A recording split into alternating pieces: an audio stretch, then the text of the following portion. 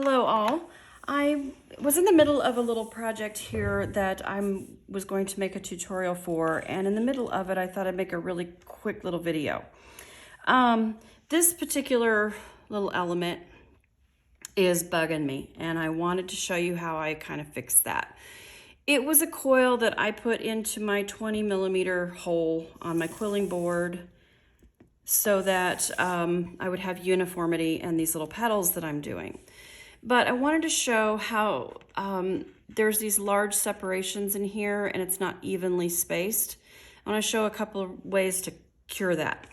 One is you can, after it's all over, you can just rewind it up and then let it loose, and it'll sometimes even itself out.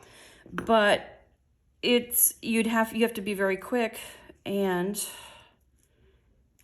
what you're doing is you're tightening the coil in the center, and there's really no way to predict how long it's going to stay or if it's going to last through your project. So in this particular case, I'm going to have petals that are shaped like this. However, I have found a better solution and I wanted to show it. So when I'm getting ready to coil, and I know that this is typically happening, I usually take about in the middle, and I run my fingernail down it just like curling ribbon so that there's an extra natural bend in it. Right about in here, if it's too flat, it's not going to coil evenly. So I sometimes do that, but you have to be careful that your curl isn't all the way out here or one of the other sides, because if it's all the way out, you're going to tend to have those tornado type coils. But if you do it nice and straight, then you're going to have a better loose coil. So I'll show you here how that works. And I know that this question comes up quite a bit, and it's not always necessary, especially when you are going to crimp it into a different shape. But it makes my very mild OCD kind of go off the charts when I have it, when it's too thick along the outside. It sort of defeats the purpose of having a nice, pretty loose coil. So also one of the things that I do when I am putting a strip into my circle to uncoil, I will put my finger on the top of it when I think that it's pretty or when I'm in an evenly spaced area. Otherwise, it will continue to uncoil and your center will be loose.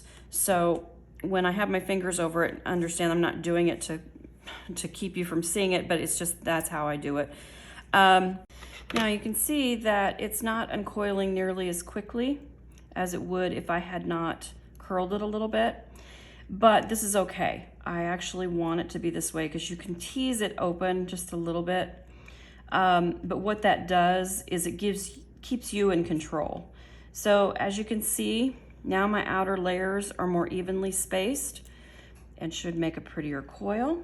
So let me grab it and glue it really quickly, and I'll show you exactly the difference. Also very thin glue so that it will dry quickly and not cause any lumps or humps there.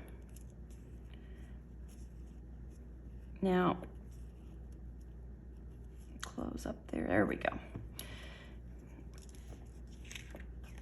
The difference is slight, but for me, it's much better because you have more evenly spaced.